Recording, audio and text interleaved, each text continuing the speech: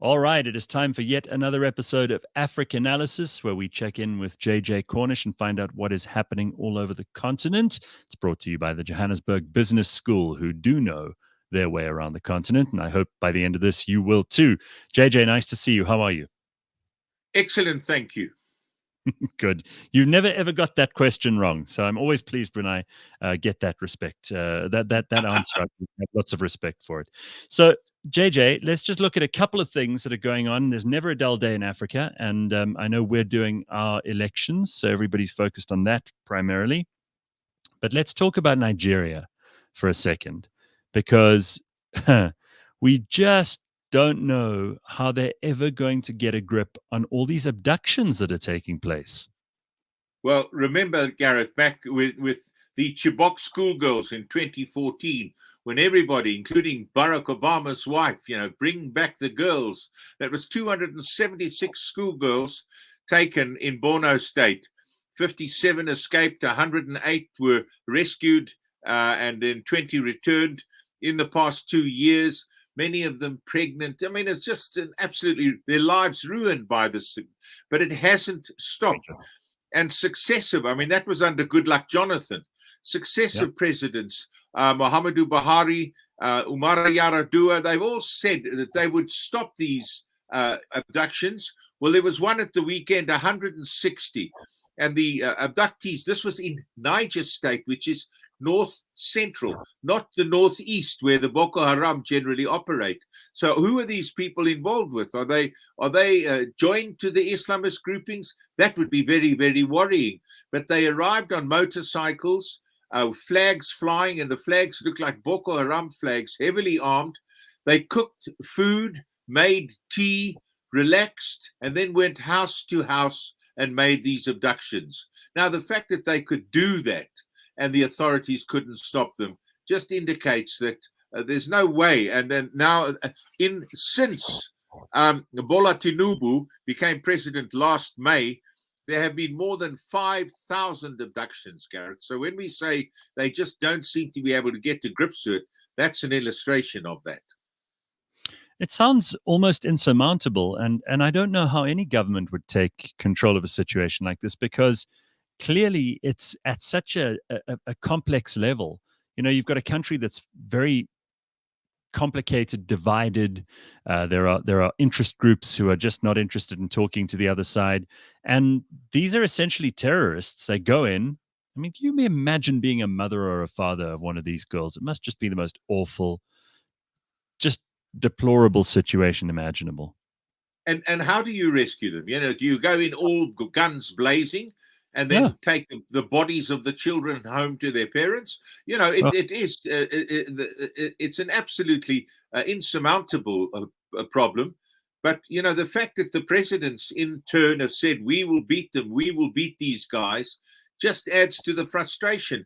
And imagine saying goodbye to your child on their way to school in the morning, not being sure that they're going to be able to come back. No, it's awful. And, it's not just on the west coast of Africa that this is happening. It's happening right across the border for us in Mozambique as well, isn't it? Yes, indeed. Yes, indeed. And again, these are people that claim to be Islamists, you see. So it's part of but in Nigeria, it's not for ideological reasons, or in the case of the Chibok schoolgirls, it seems to have been. But now it seems to be purely for cash. They are getting these kids, demanding ransoms, and that's the way. So it's become banditry more than ideological. Yeah, it's a horrific situation. I don't actually know how much we can say about it that hasn't already been said. But as you say, that situation all those years ago with Michelle Obama holding up the "Bring Back Our Girls" sign, and of course nothing came of it. You had Hollywood celebrities all over the world holding up the sign. You really think Boko Haram are listening when famous people in the Western world hold up a sign? Obviously not. I think not, no. So, JJ, let's turn our attention to Burkina Faso, also not terribly far from there. There's been a junta there. There's been a military dictatorship. And they promised that they would return the country to constitutionality this July. How are we doing on that? front. Junta, so nice. They named it twice. They had one in January where Paul-Henri Damiba took over from the elected Roch Kabore.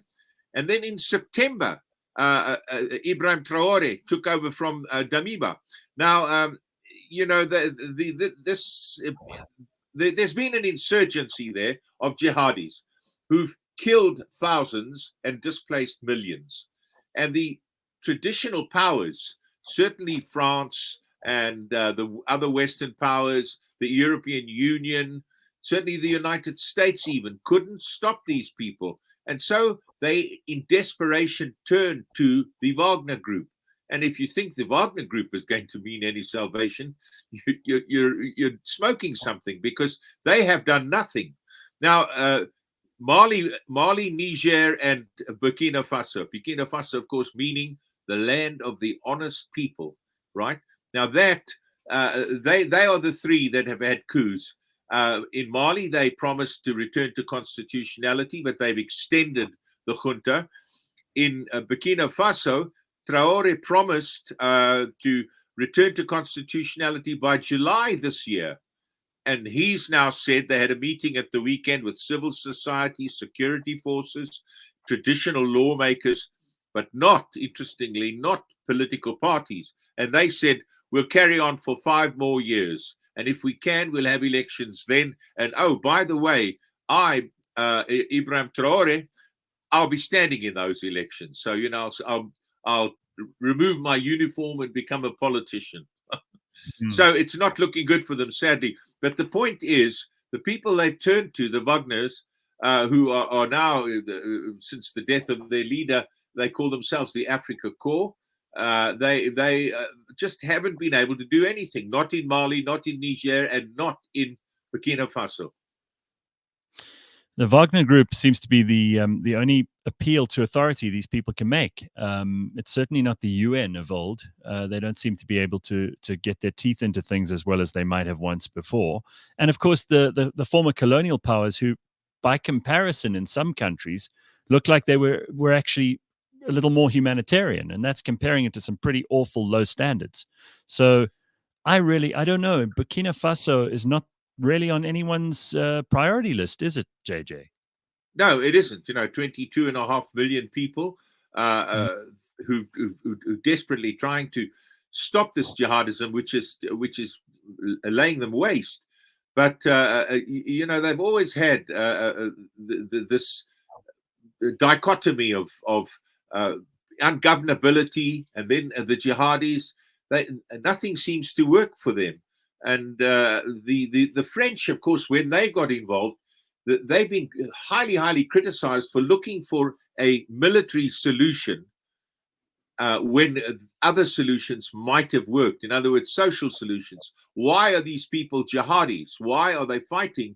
Is it because they have no alternative? They can't have jobs. There's no other way of making a living but to become Islamist bandits. So you can understand the French saying we've got to beat them, but they didn't manage to do this, and that's why they were thrown out. And they've turned to the Wagnerians or the Wagner Group, and I'm afraid they're not doing it either. Well, I always believe, first and foremost, take people at their word. And if someone is a jihadi, then they are a true believer. And if they're a true believer, then everybody else who is not a true believer, according to that religion, is really just chattel and or hostage material and or someone who doesn't have any value. So they're doing what they said. We don't have to search for deeper meaning here, surely. And that's the case in Nigeria and in Burkina Faso. What a depressing situation. Very much so. Very much. So, okay, this is potentially a ray of some hope. And I don't want to gild the lily on this before we even know if there is a lily or not. But Kenya, God bless them, one of the African countries that seems to have its shit together, if you don't mind my foul language there, but they seem to more or less keep their eye on the ball. They seem to be a country that's on the up and up. They're not a desperate, miserable dictatorship that's being ruined like the 2 previous countries we spoke about just now, or not even dictatorships, but countries that are being beset by really awful things. I mean, they've had their share, but mostly it's a stable place. Would you agree? Yes, I mean, they have a lot of criminality, but the sort of criminality we have that you've got, Yeah. and they have economic problems. But Kenya, the president was invited to Washington last week. He was a state guest in Washington, and Joe Biden met him. And that was essentially to say thank you for offering to go to Haiti. You know, Haiti, of course, when you look at it, remember, Thabo Mbeki spoke about Haiti being part of the African diaspora. You know, they've had independence. The freed slaves in Haiti started a revolution. 13 years later, the French said, okay, that's enough. That's right. We're giving up. 1804, and they've been independent since 1804. They're the first black country to get independence. Now, the thing about it, then they came up with a massive debt that France. They said France owed them, because when I reported it, the French were absolutely furious. How can you report a thing like that? You know it can't be true. And I said, the foreign minister said it was. And if your foreign minister tells me something, I would report that too. And I know that will infuriate other people, but this is the way it works in newspapers. Anyway, so here we have the Kenyan political party said, no, you can't send troops there. We can only send troops in the case of an agreement being signed. So the president said, okay, that's cool. And he went off and got an agreement signed with the Haitians. Of course, that government has now fallen. There's a transitional government, and that transitional government has ratified it. So, in other words, in terms of Kenyan law, they can send their 200 police to Haiti. The problem with Haiti, and I was there when hundreds of thousands died in the after the earthquake, and I was there with the rescue group. And I mean, it really is a desperately poor country. The bandits that were in evidence then have now suddenly taken over that country completely. And an international operation. When you spoke about the United Nations not wanting to go into Mali and Burkina Faso and so on, the United Nations certainly don't want to go into Haiti. No. So when suddenly the Kenyans put their hands up and said, we'll go, we will spearhead an international police group. They're going to have about 1,000 police from Jamaica, Bahamas, Antigua, Barbuda, and other countries that will join later, hopefully. And they were supposed to be in place last week. But now the barracks that they've got to get, the vehicles they've got to get, all those things are about 75% ready, according to President Ruto when he was in Washington last week. Now, the United States and all the countries of the world who don't want to get involved in peacekeeping but are prepared to shell out, and that's the way peacekeeping is working these days, are giving $300 million to equip this police force. Of course, the Haiti being in the Caribbean, not 100, not a million miles away from the United States. So I mean, we've got a 3-week delay here already, and I know the place is being run, in inverted commas, by a monster called Barbecue, who apparently, among other things, has taken to roasting people in the streets on an open flame. I mean, there's some seriously rotten stuff going on in Haiti. Somehow, it is not, again, the world's focus that this absolute barbarism is taking place right there in the open on this supposedly free, liberated island. And it seems these poor people, the poor people of Haiti, just can't catch a break. Even if Kenya and Jamaica and Barbuda want to save them, it doesn't seem that it's possible. You avoid the temptation of saying things are going from bad to worse in Haiti with Barbecue in charge.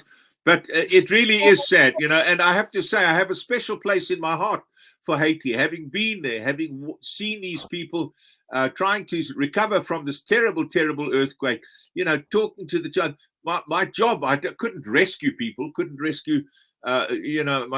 myself. But the only thing I could do, because I speak French, was speak to the little children while they were having their bandages changed and tell them nursery rhymes and things so that they didn't cry too much.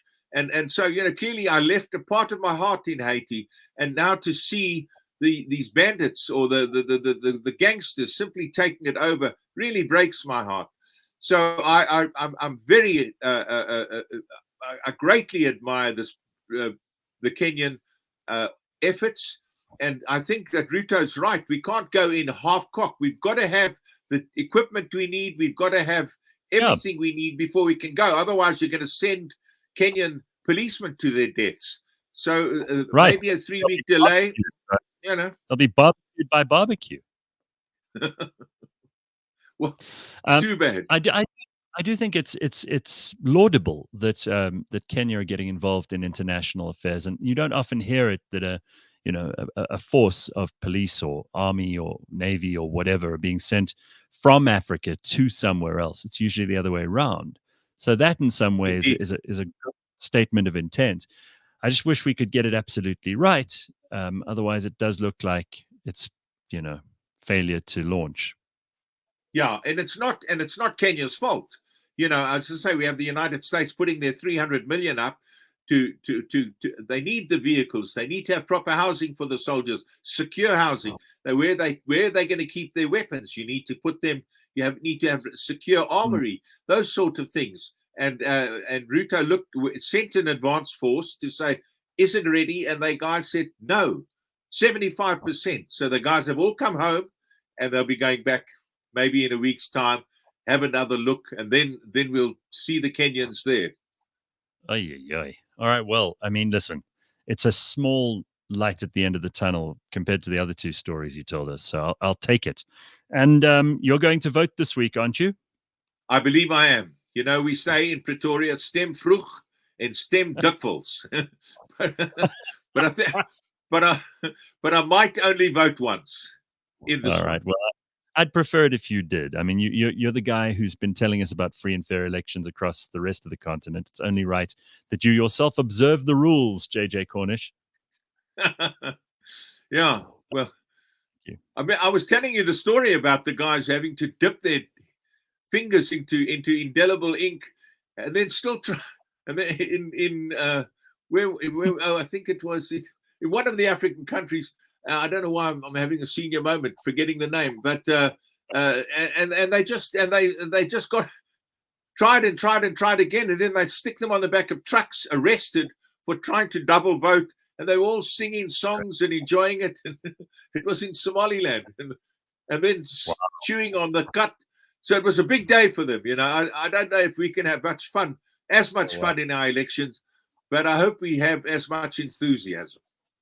I'm sure we will. JJ Cornish, it's a great pleasure to have you on. This is Africanalysis, which is brought to you every fortnight right here and on the podcast party with the Johannesburg Business School. You can find out more about them in the links. Just go and check it out in the comments and all the descriptions below.